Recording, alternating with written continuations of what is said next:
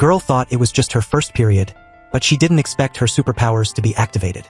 Her blood, a weapon she didn't know she had, pierced her mother's throat.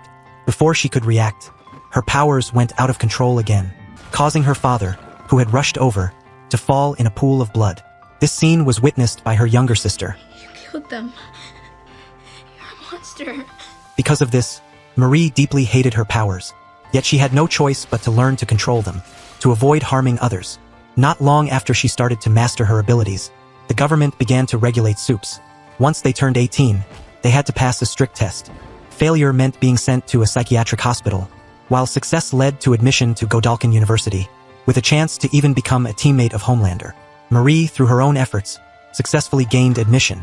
However, things were not as good as Marie had imagined, as the teaching methods were brutal and life-threatening at any moment. What was even more unacceptable to Marie was that she was assigned to the School of Performance. She intended to apply for a transfer, but before she could see the professor, she was rejected by the female assistant. Marie tried to argue, but the professor suddenly walked over and shot the assistant. The assistant, who was a girl just moments ago, instantly turned into a man. This was Jordan Lee, the number 2 ranked soup in the school, with the ability to change gender. Marie, however, couldn't afford to be shocked. She quickly explained her purpose to the professor, but was kicked out instead, because her powers were too insignificant. However, a subsequent incident completely changed Marie's fate.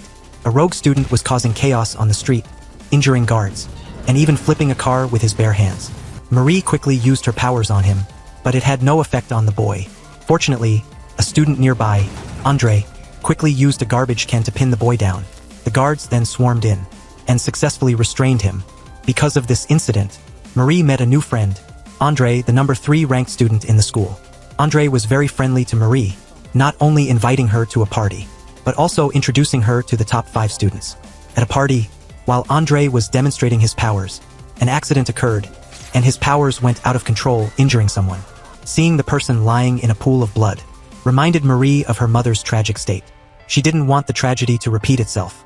Marie moved her hands slightly, and the blood returned to the person's body. After seeing that their heartbeat was back to normal, Marie finally breathed a sigh of relief. The news of her saving someone instantly went viral, and Marie became a national idol. However, the school did not reward her. Instead, they expelled her, on the grounds of injuring someone. To protect its reputation, the school had to find a scapegoat among the students at the party. As a freshman with no background, Marie was naturally chosen over the top 5 students. Marie was thus kicked out by the professor.